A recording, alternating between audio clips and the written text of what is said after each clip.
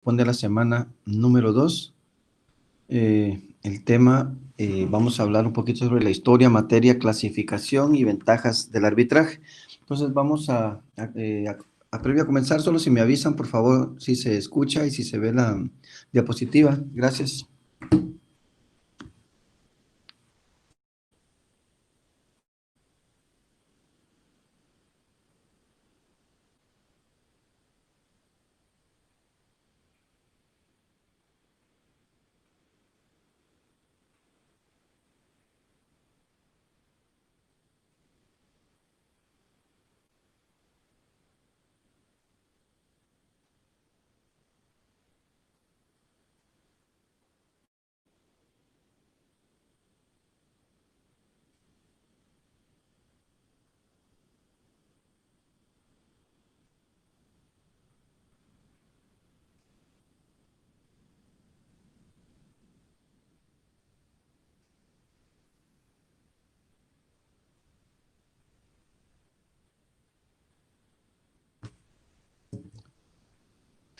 Bien, decía entonces que comenzamos con la clase de conciliación y arbitraje en semana número 2 y vamos a ver algunas generalidades de lo que es el arbitraje en cuanto a su historia, materia, clasificación y ventajas del arbitraje. Bien, entonces para conocer a cabalidad realmente la institución del arbitraje, necesitamos indispensablemente que de la historia, ¿verdad? Definitivamente es una de las fuentes del derecho siempre la historia para documentarnos sobre las experiencias pasadas, orígenes de la institución y así poder formarnos una perspectiva a cabalidad, inclusive del origen de la terminología que conlleva dicha institución del arbitraje. Se sostiene que el arbitraje es una de las primeras formas de resolver los conflictos jurídicos que se presentan entre las gentes, ya que su origen se atribuye precisamente a la época primitiva, ¿verdad? Por eso ya las inscripciones, por ejemplo, cuando vemos las inscripciones babilónicas, como los relatos bíblicos, el sistema romano, todos tienen algunas referencias sobre el arbitraje. A pesar del auge que ha tenido últimamente, no podemos decir que es algo nuevo. Pues revisando realmente, revisando, analizando la historia, vamos a encontrar que el arbitraje es tan antiguo como las sociedades primitivas. Entonces, haciendo este preámbulo, vamos a hacer una breve recopilación, pero así muy pequeña, de lo que ha sido el arbitraje en historia, en algunos momentos, en algunas sociedades, en algunas etapas eh, de la vida jurídica en relación a este tema. Empezando por las sociedades primitivas, como decía, realmente el arbitraje fue una de las primeras formas de resolver conflictos de interés utilizados por patriarcas, por ancianos, con sus consejos. Podríamos irnos incluso a la antigua China. La mediación era el principal recurso para resolver los conflictos de interés.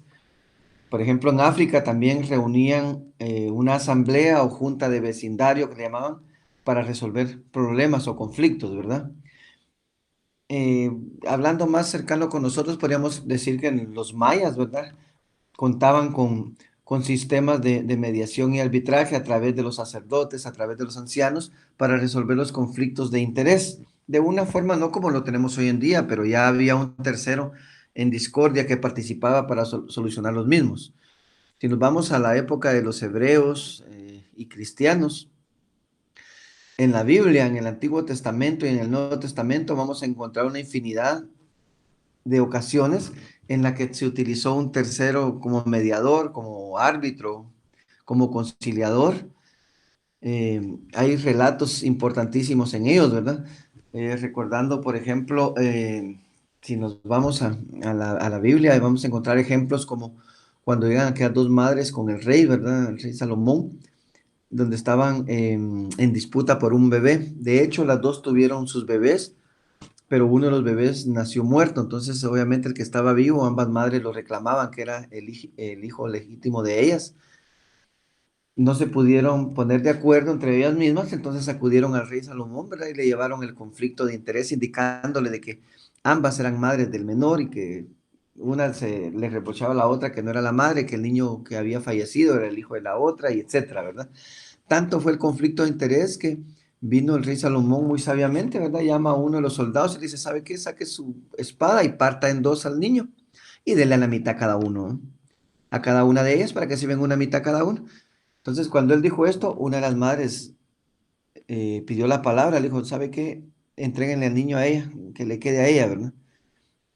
Entonces, ¿qué hizo el rey Salomón? Lo que dijo fue, bueno, solo la madre, que es la verdadera madre, no va a permitir que le pase un daño, que la otra no le importó si lo partían en dos, pero la verdadera madre prefirió perderlo a que le dieran muerte. Entonces el rey Salomón tomó al bebé y se lo entregó a esta madre, ¿verdad? Entonces desde ahí ya se miran ejemplos de cómo funcionaba el terceros en discordia, ¿verdad? Y si ustedes leen la Biblia van a encontrar muchas ocasiones en que se utilizó la mediación, la conciliación, el arbitraje como querramos verlo en ese momento como se practicaba, porque hasta ese momento solo era un mecanismo idóneo para resolver el conflicto de interés, no como tenemos hoy en día o como estamos aprendiendo hoy en día el arbitraje, que es un juicio de conocimiento, ¿verdad? Antes el arbitraje, la conciliación y la mediación, pues eran parecidos, algunos decían eran sinónimos, no sinónimos, tenían algunas diferencias, pero como vimos la semana pasada, la diferencia entre mediación, entre conciliación y no digamos con el arbitraje, siendo hoy un juicio de conocimiento. Luego tenemos en Grecia, también se dieron hay algunos antecedentes, ¿verdad? Por ejemplo, los atenienses daban fuerza de ley a las transacciones que celebraban los llamados a un juicio.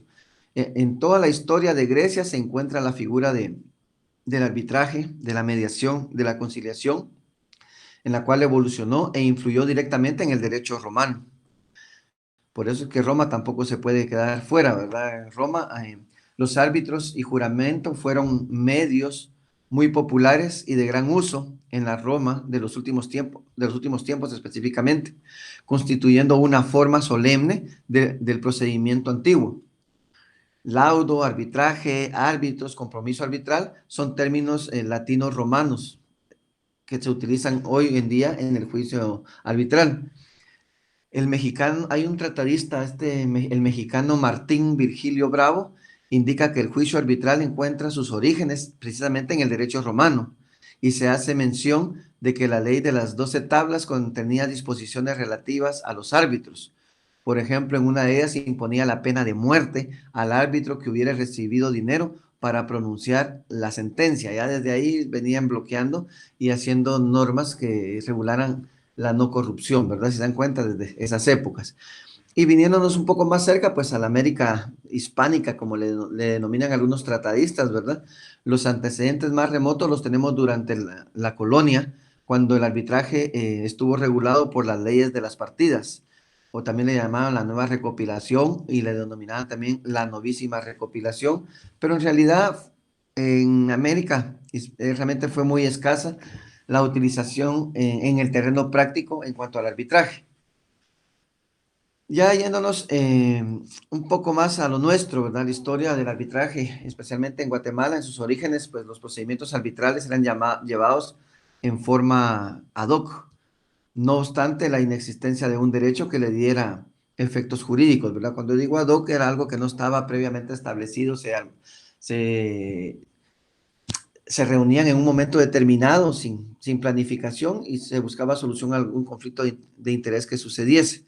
Por eso es que se llamaba ad hoc, porque no eran personas profesionales en el tema, sino podía ser cualquier particular de que los sujetos gozaran o entendieran que esta persona les podía ayudar por la confianza y por la honorabilidad que pudiese tener dicho particular. En cuanto a, en nuestro caso, en Guatemala, realmente los primeros antecedentes del arbitraje en Guatemala los vamos a encontrar precisamente en la ley de enjuiciamiento de Código de Comercio Español de 1829, el cual estuvo vigente en nuestro país hasta la promulgación del Código de Comercio de Guatemala del 20 de julio de 1887. El título sexto de la ley de enjuiciamiento del Código de 1829 contenía ya el juicio arbitral en su artículo 252. Toda contienda sobre negocios mercantiles puede ser comprometida a juicio de árbitros, se establecía. Había otro artículo, el 288, por ejemplo, regulaba el arbitraje de derecho. El artículo 296 indicaba que los comerciantes pueden también comprometer la decisión de sus contiendas en amigables componedores. Esos eran uno de los primeros antecedentes del arbitraje en Guatemala, ya regulado en algunos códigos. Otro antecedente del arbitraje en Guatemala lo representa lo que es lo que se conocía como la Barra de Guatemala. La Barra de Guatemala era una asociación privada de abogados integrada por elección, fundada desde el 8 de noviembre de 1829.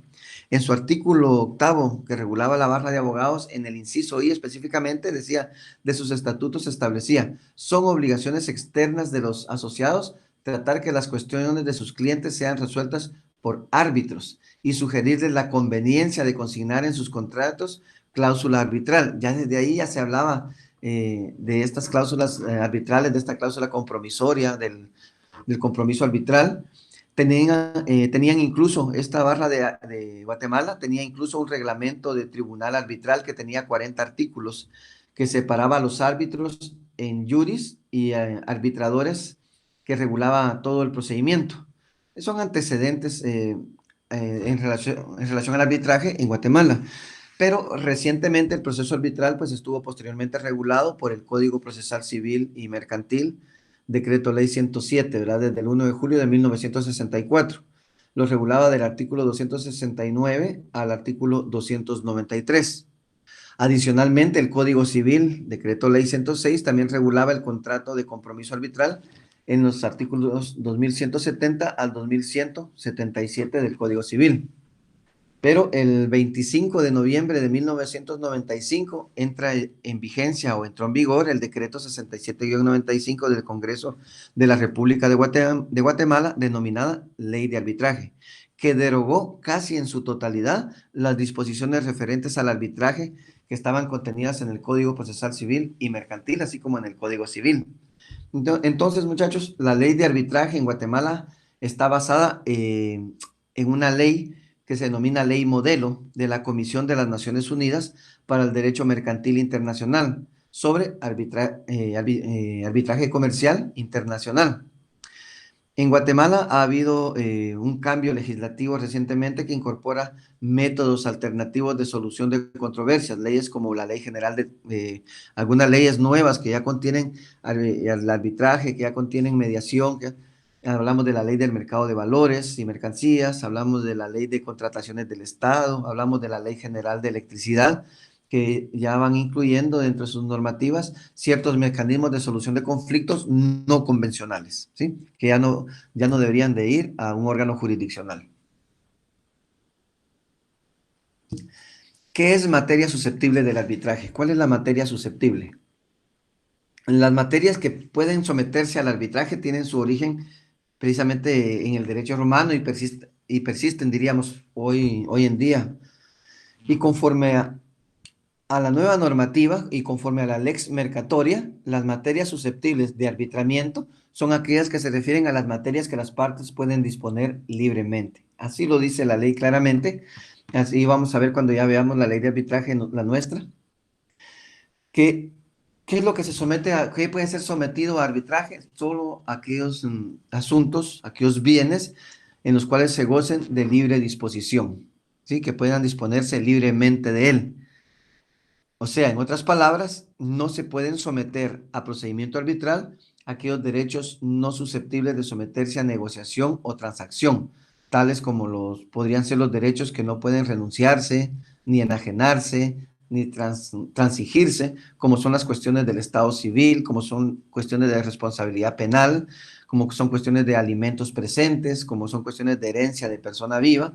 Todo eso cuando se involucra dentro de un bien y hay terceros con derecho, no puede ser sometido a un arbitraje. Por eso se habla de que puedan disponer libremente, que sea de libre disposición. Y por eso es que yo he estado indicando que el arbitraje va más. De hecho, la idea realmente, muchachos, era que esta ley de arbitraje nuestra fuera por la línea o por el giro que tiene la ley modelo, que es específicamente para temas mercantiles. Lo que pasa que cuando ya se hizo la discusión aquí en Guatemala, en el Congreso de la República, ustedes saben que siempre hay diputados que les gusta hacer sus aportes, ¿verdad? Y a algunos se le ocurrió dejar solo dentro de la ley, cuando la veamos, que se puede someter a arbitraje a aquellos que sean de libre disposición. La pregunta es, ¿cómo entendemos libre disposición? ¿Hasta dónde llega libre disposición? Realmente el proyecto que se contenía inicialmente era de un giro mercantil específicamente, pero eso lo eliminaron los señores diputados y quedó como bienes de libre disposición. Eso es muy extenso, pero también es un poquito peligroso entender hasta dónde hay libre disposición. Básicamente, criterio muy personal, yo la ley de arbitraje considero que es específicamente para temas de giro mercantil. Por ejemplo, cuando hay un bien de libre disposición, por ejemplo, la empresa Tecnovien, digamos, que se dedica al tema, al ámbito de computadoras, le compra a una empresa, ya sea nacional o internacional, un lote de 500 computadoras por el precio de tanto y la empresa a la que le compraron se compromete a enviar las computadoras en un término de 30 días. Pasan los 30 días y no vienen las computadoras, pues van a hacer los reclamos correspondientes y bien podrían en ese contrato de compraventa de estos bienes muebles, se pudo haber dejado la cláusula compromisoria de que cualquier conflicto que se dé producto de ese contrato se ventilará por la vía arbitral. Esa es la cláusula compromisoria. ¿Sí?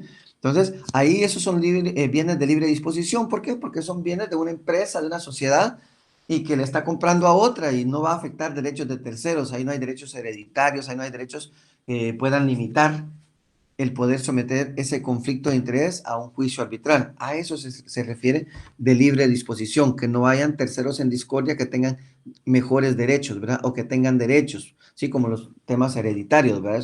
Eso no se puede someter a un arbitraje. Una compraventa de una casa la vamos a someter a arbitraje. Primero tenemos que ver quién es el vendedor y si ese vendedor realmente es el legítimo propietario y si realmente tiene libre disposición o está casado en comunidades gananciales, ya no tiene libre disposición, hay un 50% que está comprometido que le pertenece al otro cónyuge. Entonces, por eso aclaro que en criterio muy personal la ley la estamos viendo desde el punto de vista que podemos utilizarla en un giro mercantil, ¿verdad? ¿Cuál es la clasificación doctrinal del arbitraje? La clasificación doctrinal del arbitraje, entonces vamos a ver que la podemos clasificar por personas que la administran, que pueden ser arbitrajes ad hoc o arbitrajes institucionales. Por su origen van a ser arbitrajes voluntarios o arbitraje forzoso. Por el procedimiento, que puede ser un arbitraje de derecho o un arbitraje de equidad. Por derecho, que puede ser un arbitraje de derecho público o un arbitraje de derecho privado. Veamos cada uno de ellos. Por las personas que administran, pueden ser arbitrajes ad hoc e institucional. Va a ser ad hoc aquel que se realiza caso por árbitros independientes, cuya actividad se agota con el laudo respectivo, con la consecuencia de que el tribunal concluye su actuación, se termina la jurisdicción transitoria que para el efecto le ha concedido la ley mediante la voluntad de las partes y por lo mismo desaparece definitivamente con la desintegración de los miembros. Aquí son las partes las que señalan las reglas procedimentales en relación a un proceso arbitral específico concreto. Entonces va a haber un arbitraje ad hoc solo cuando se conforma para un caso en específico que no se tenía contemplado porque no hay tribunales permanentes, solo se conforman para cuando se dé el conflicto de interés. Y una vez que se concluya y se resuelva el caso, vuelve a desaparecer ese tribunal.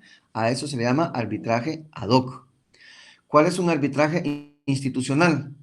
El arbitraje institucional es aquel donde una institución de carácter permanente, muchas veces denominada centro o corte que administra procesos arbitrales, se encarga de promover el arbitraje y darle apoyo necesario tanto a los interesados de darle este tipo de solución de sus diferencias como al tribunal arbitral cuando éste se ha constituido, bien sea designado por el propio centro o privadamente que lo designen las partes que luego acuden al centro para que administre el arbitraje. Las normas institucionales se expiden para una generalidad de casos y personas por un centro o institución de arbitraje. En el institucional, las reglas del arbitraje institucional son las más acogidas en el plano internacional y se formulan por una generalidad, lo mismo de casos que de personas. El institucional es aquel que ya va a estar previamente establecido, no el tribunal arbitral, sino solo el proceso arbitral. Como por ejemplo en nuestro caso, vamos a ver más adelante que aquí tenemos el SENAC Y tenemos también el de la Cámara de Industria, que tienen centros de arbitraje. Ellos ya tienen todo un arbitraje ahí institucionalizado, con sus procesos, con sus plazos, pero tal y como nuestra ley lo dice y lo permite, las partes pueden modificar lo que el centro ya tenga establecido, porque el arbitraje se va a hacer a decisión de las partes, de acuerdo a la voluntad de las partes y a cómo ellos establezcan cuál es el procedimiento que se va a seguir. Aunque sea ya de un institucional, ellos pueden llegar, bueno, ustedes en su arbitraje dice que si interpuesta la demanda, la contestación tiene un plazo de 5 días. No, las partes queremos que lo modifiquemos a 3. O sea, siempre va a predominar la autonomía de la voluntad de las partes. Tenemos también arbitraje por su origen. Por su origen puede ser voluntario y puede ser un arbitraje forzoso. ¿Cuándo es un arbitraje voluntario? El arbitraje es voluntario. Este se deriva únicamente de ¿quién? De la voluntad de las partes y se manifiesta al otorgar el compromiso arbitral. Anteriormente a él no existe ninguna convención, ningún acuerdo, por lo que cualquier parte puede exigirlo. El arbitraje convencional domina en el campo internacional. Cuando menos todos los convenios internacionales a que se hace referencia hablan de un arbitraje voluntario, ¿verdad? Entonces, ¿por qué es un arbitraje voluntario? Porque predomina la voluntad de las partes. Y este dice, se manifiesta al otorgar el compromiso arbitral. Cuando estamos haciendo ese contrato de compraventa o contrato, X contrato, un préstamo, etcétera, cualquier conflicto, ya les decimos a los clientes, miren, ¿por qué no, si hay un conflicto de interés, por qué no lo resuelven por la vía arbitral para que no tengan que ir a los tribunales convencionales que son tardados, engorrosos, etcétera? Y si están de acuerdo, de una vez queda en la cláusula. Cláusula séptima del contrato. Cláusula séptima.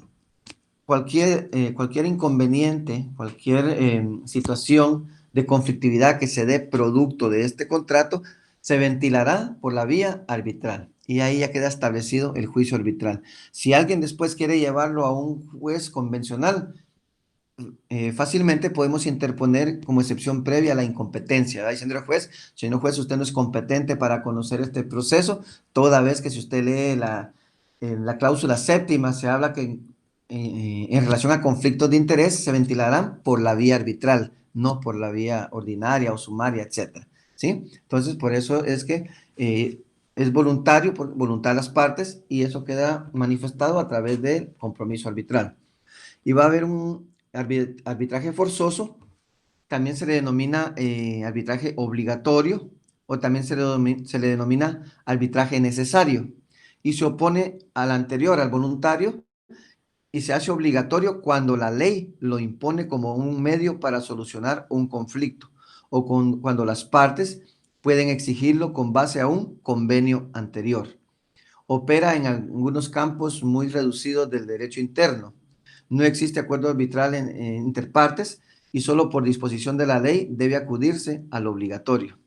Pero también existe un arbitraje obligatorio si alguna ley o algún convenio o algún acuerdo anteriormente lo establece de esa manera. Entonces se vuelve legal, ¿verdad? Pero tiene que ver también con el voluntario. Acuérdense que estamos hablando de una clasificación doctrinal desde varios puntos de vista. También existe un arbitraje por el procedimiento y este se divide en arbitraje de derecho y arbitraje de equidad. Por el tipo de resolución esperada, el arbitraje puede ser entonces de derecho o de equidad, lo cual repercute en la estructura del proceso específicamente. ¿Cuándo es un arbitraje de derecho? Va a ser un arbitraje de derecho aquel por medio del cual los árbitros deben desempeñar su función juzgando y fallando conforme a derecho, adecuando el fallo a las leyes y el procedimiento también. Se requiere que los árbitros sean abogados, ¿sí? Que sean abogados y notarios. En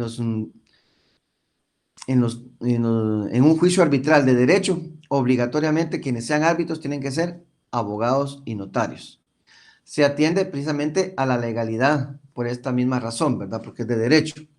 ¿Y cuándo es un arbitraje de equidad? Va a haber un arbitraje de equidad cuando este proceso arbitral no está rigurosamente sujeto a reglas procesales estrictas. Los árbitros fallan según ciencia y conciencia. No necesariamente los árbitros deben ser abogados y notarios. Solo me dan un segundito, por favor.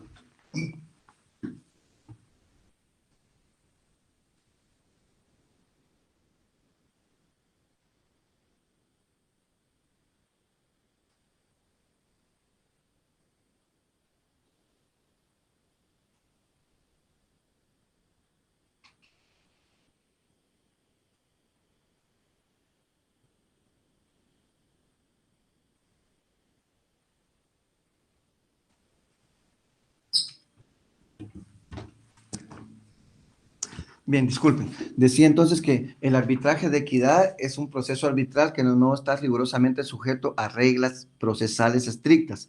Los árbitros van a fallar según su ciencia y conciencia.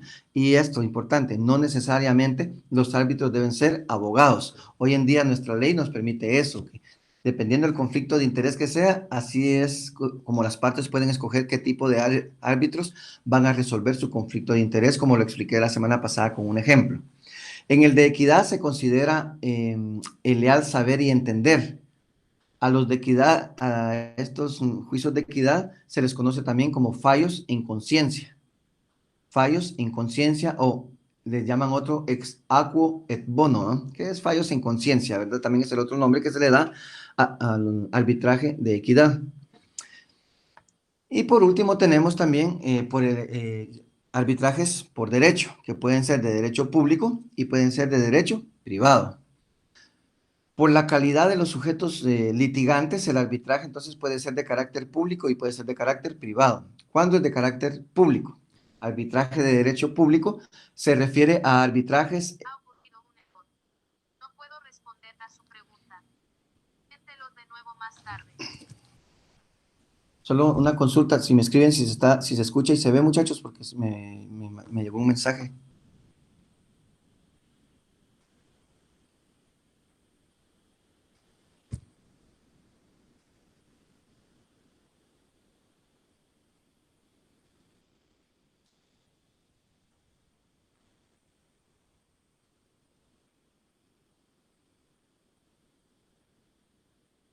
Bien, gracias. Entonces, decía, va a ser un arbitraje de derecho público, se entiende o se refiere a arbitrajes en donde intervienen que los intereses públicos y nacionales, así como el Estado en su totalidad, tales como tenemos ejemplos como el arbitraje a nivel internacional, uno muy importante que lo vamos a ver más adelante como ejemplo que nos va a servir para analizar un poco el arbitraje internacional, como el arbitraje resuelto entre Chile y Argentina, ¿verdad? En un diferendo que se conoció como la Laguna del Desierto. Entonces los estados también someten. En nuestro caso, en Guatemala, tenemos ahorita un arbitraje internacional en relación a ferrocarriles, que aún no se ha podido llevar porque los sujetos no se ponen de acuerdo en los árbitros, pero ya tiene años eso y no se ha podido cumplir, pero esos son arbitrajes internacionales. Es objeto de estudio del derecho internacional público, tiene por objeto que el arreglo de litigios entre estados, así como entidades soberanas, tales como el caso de estos arbitrajes o de los arbitrajes que están regulados hoy en día en los tratados de libre comercio. Ahí se regula mucho el arbitraje, que cualquier conflicto de interés en los tratados de libre comercio se va a resolver por la vía arbitral. ¿Por qué? Porque hay libre disposición, como vimos al inicio. ¿Y cuándo es un arbitraje de derecho privado? Pues tradicionalmente se considera como las dos ramas que conforman el derecho privado y el derecho civil y el derecho mercantil, etcétera. Cuando el proceso se refiere a normas sustantivas de derecho civil o de derecho mercantil, estamos en el proceso arbitral de derecho privado. Es objeto de estudio del derecho interno y de derecho internacional privado. Este trata de resolver las controversias suscitadas entre particulares, que es la nueva modalidad que nos está ofreciendo la nueva ley de arbitrajes. Entonces, la clasificación doctrinal del arbitraje, entonces ya vemos que eso entonces se clasifica en 4, por personas que administran ad hoc e institucional, por su origen voluntario y forzoso, por el procedimiento derecho y equidad, por derecho puede ser de derecho público y de derecho privado. Veamos algunas ventajas del arbitraje. Entre las ventajas del arbitraje podemos hablar en primer lugar de la celeridad. El arbitraje es una opción rápida para resolver cualquier conflicto de interés, si se tiene en cuenta que el término para producir el fallo es el que las partes prevean. Son las partes las que van a poner los términos desde el inicio. Ellos deciden si es un arbitraje rápido o es un arbitraje lento, ¿verdad? Pero ya queda a voluntad de las partes. El término este en algunos centros de arbitraje, como el de por ejemplo, la Cámara de Comercio de Bogotá, ellos ya tienen arbitrajes establecidos que no deben durar más allá de 6 meses, ¿verdad? Pero el arbitraje puede ser todavía con menos tiempo, por eso son las partes las que deciden qué plazos ponen a cada etapa procesal. Por eso, una de las ventajas del arbitraje es la celeridad. Economía. Precisamente de la celeridad surge la economía del proceso arbitral. Si se tiene en cuenta que resulta más oneroso para las partes el transcurso del tiempo que los costos y gastos procesales que se ocasionan con motivo del proceso arbitral. Precisamente por el término temporal que puede ser corto, va a haber menos gasto de recursos. Obviamente hay que cubrir honorarios y gastos de realización del arbitraje, pero eso realmente a la postre va a redundar en economía procesal, toda vez que no van a durar años en un proceso y pagando abogados, etcétera, ¿verdad? Sino que lo pueden resolver de una manera rápida, lo cual da esa ventaja también de ser un proceso económico. Universalidad. Por medio de la justicia arbitral pueden resolverse todo tipo de conflictos con la condición de que estos sean transigibles, que se puedan transar, que haya libre disposición, como ya lo expliqué al inicio. Eficacia. Los laudos arbitrales producen los mismos efectos que las sentencias proferidas por los jueces de la República, pero estas no están sometidas a apelación ni casación, ¿verdad? Sino que vamos a ver en nuestra ley que al final sí hay un medio de impugnación, pero solo hay uno, ¿verdad? Que es la revisión y debe ser interpuesta ante una sala de apelaciones. Por lo tanto, eso nos demuestra que sí es una de las ventajas del arbitraje es que es eficaz, porque precisamente el laudo arbitral que se emite tiene las mismas consecuencias que una sentencia, ¿verdad? Reserva. El desenvolvimiento del proceso arbitral se mantiene dentro de la más estricta reserva, porque son las partes las únicas interesadas, las que tienen interés en el mismo, y son ellos únicamente los que se van a enterar en qué momentos se realiza un juicio arbitral, ¿verdad? Por lo tanto, goza de una ventaja como es la reserva. Esto no permite que empresas divulgadoras de información como a través del Internet u otras similares comuniquen quién es el demandado o un proceso arbitral. Esto permite que el buen nombre de las partes intervinientes pues no se vea afectado por el litigio, ¿verdad? Precisamente ¿por qué? Por esa reserva, ¿no? Idoneidad.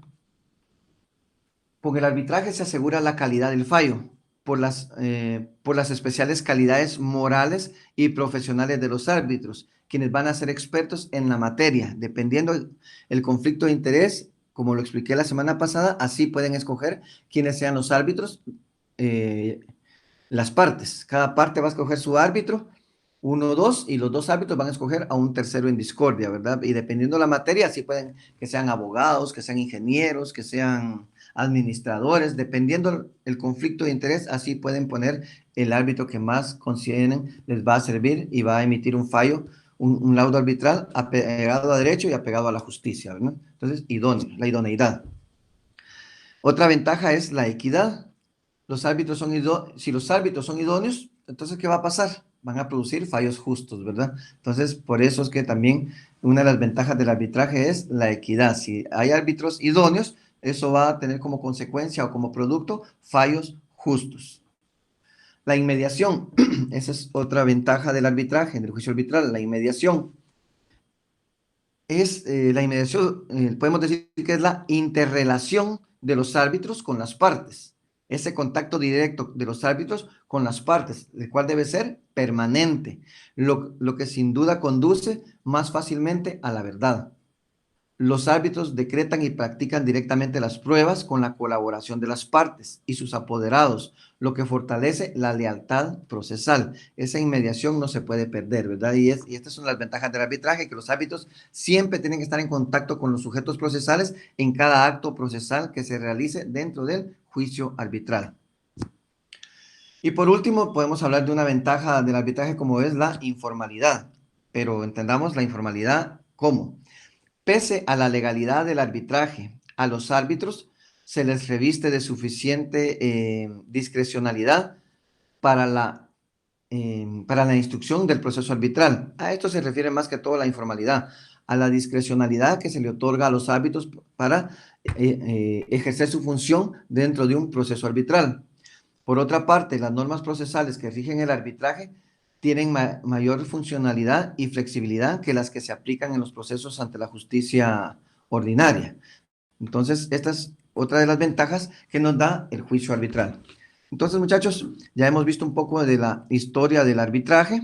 Vemos que no es algo nuevo, viene de la antigüedad, solo que hoy ya con una modalidad distinta en nuestro caso, porque ya es un juicio de conocimiento, un juicio que tiene etapas procesales, mientras que la conciliación y la mediación, pues son algunos mecanismos alternativos para resolver los conflictos de interés de una forma más rápida con la ayuda de un tercero. En la mediación que aprendimos la semana pasada no interviene activamente, mientras que en la conciliación sí hay un actuar activo por parte del tercero en discordia.